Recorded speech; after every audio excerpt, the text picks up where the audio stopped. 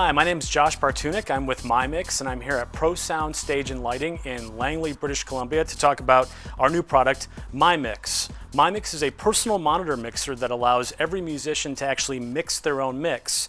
And it's not just volume, it's also pan, it's tone control, and it's also send to your choice of internal reverb. So you can specify how much or how much depth of whatever instrument you want to add into a reverb, giving you a much more natural sound stage. MyMix allows you to mix up to 16 channels on every mixer, and whatever you do on your mixer doesn't affect anybody else.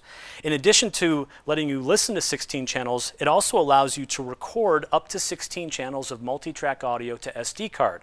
That means that you can take that out, dump it into your DAW, remix the gig, the session, or the rehearsal, or if you'd like, you can take the unit home off of the network and actually play the multi-track audio back and play along with it on your own personal MyMix. So it allows you to use this system both integrated into a sound system for when you're playing live or when you're rehearsing, or you can use it as a single unit to play the audio back.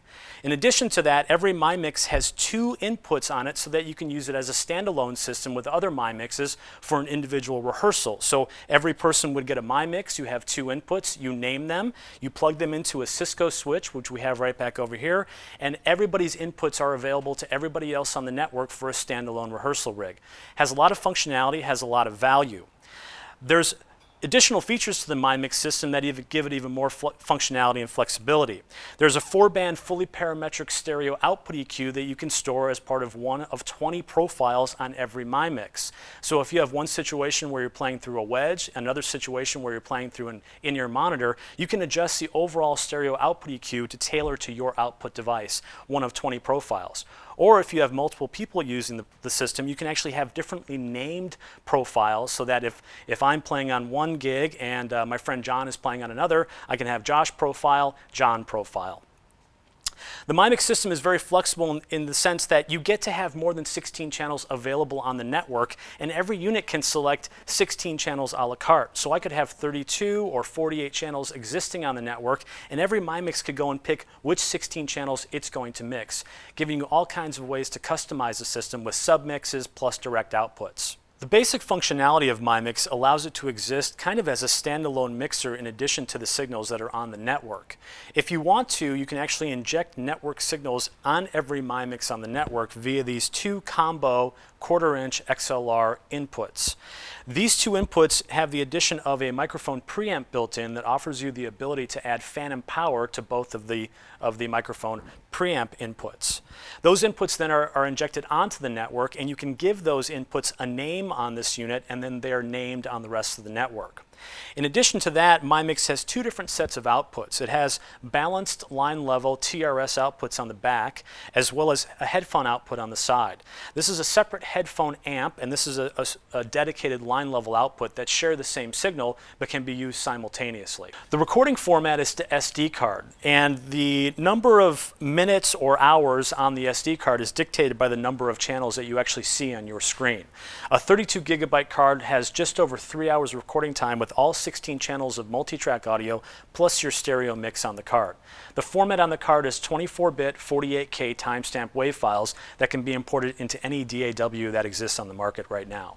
MyMix is very intuitive, and it's intuitive for a couple of reasons. One is that you get a visual overview of the entire screen and where all of your channel volumes are all at once. So you get a nice glimpse as to where the entire mix sits. In addition to that, and probably more importantly, every channel has its own name, and those names are distributed on the network by the switch that we're using in this case. So those names like overhead, kick, B3, click, or guitar are things that you can recognize very easily, and you don't have to remember who's on channel 1, who's on channel 2, and those sorts of things. Make it very intuitive, very easy for people that have never used the system to pick it up quickly. So unlike other systems on the market that offer a master output volume knob, actually we don't do that because we think that when you have 2 places to adjust gain, you then have to understand gain staging, and that can cause a lot of problems with the operation of the system. So the way that we've done it is we actually have a master volume button that grabs all of the faders simultaneously, retaining the proportions of your mix, and turns all of the faders up or down, also again retaining the proportions of the mix so that you don't have to understand what gain staging is and you get stuck in some of the issues that are surrounding that. Every channel allows you to scroll to it, push the jog wheel that gives you channel volume. It gives you independent individual channel tone control, which is treble and bass. Again, very, very, very simple type of operation. Effect send per channel, and then panning per channel, so you can pan the channel left and right. Every time you make a change to the unit, it automatically updates every change you've made to the currently selected profile within 5 seconds, so that it's always auto-saving, and if the power goes out or somebody trips on a cable, it comes back the exact way it was before the power went out.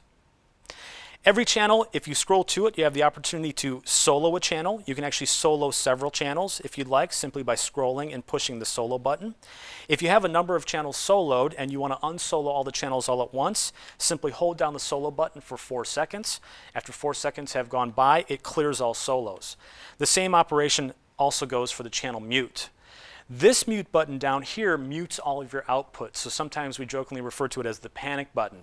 Or if you're going to leave for a set break and you don't want to have any music playing through the system, you can simply mute the output here with this mute button. And then the final button on the system is this record button. Once you have an SD card in the unit, you hit record and it automatically starts multi-track recording everything you see on your screen. These 4 buttons on the side change functionality based on what menu you're in. In the main mix menu, it becomes master volume, solo, mute, and settings. Under settings, we can see our profiles. In profiles, we have up to 20 profiles we can store on every unit, and those are nameable. Local inputs and outputs give us a couple different things that we can use for the system. It allows us to turn phantom power on or off.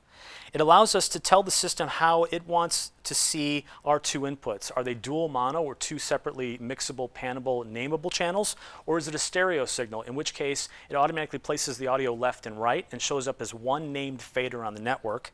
We can also send our stereo mix to the network to act as an input for other people on the network. So for instance, if I have an SD card of something I've recorded and I want to play it back and I want people on the network to actually be able to hear what I've done, I can send my stereo mix to the network and others on the network can listen to my stereo mix from the SD card.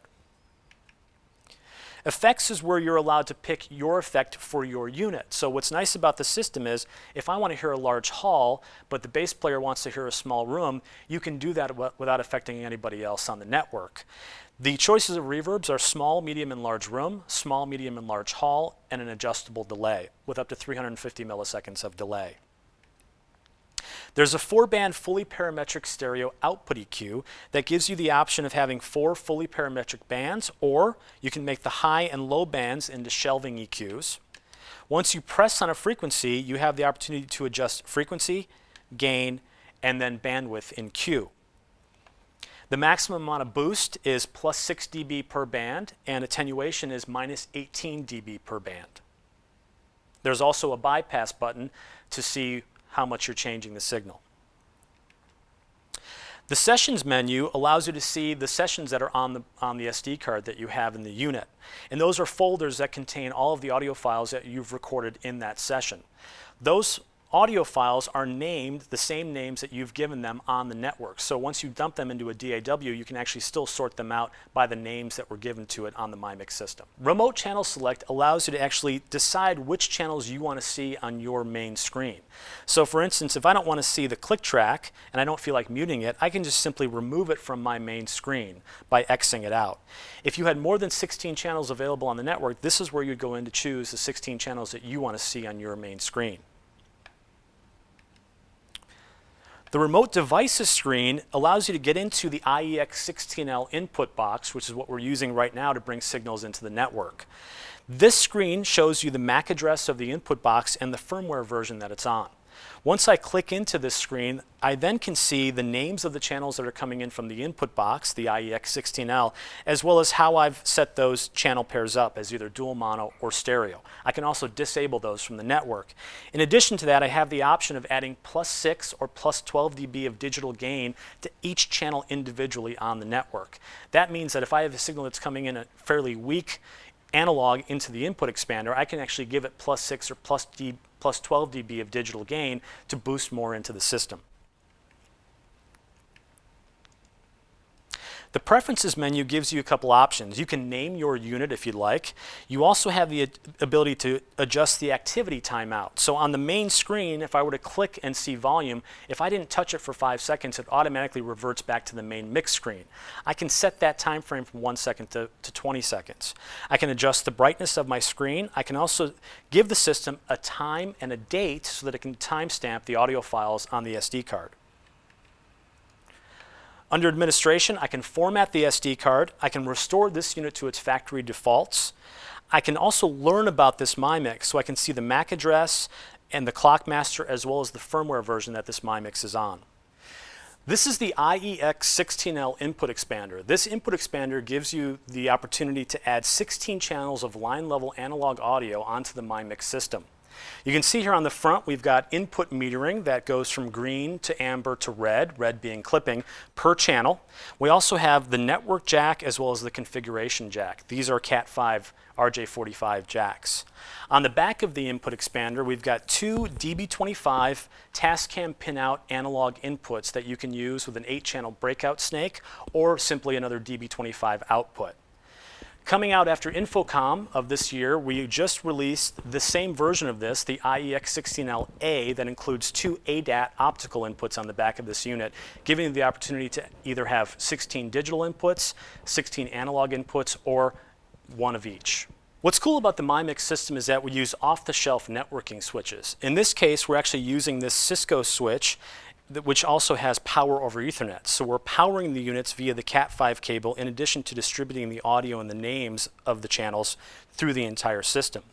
If you limit the channel count on the network to 16 channels or less, and you don't mind using the power supplies that ship with the unit, you can actually go buy an 8-port 100 megabit per second unmanaged switch for $20 or $30 and use it effectively with the system.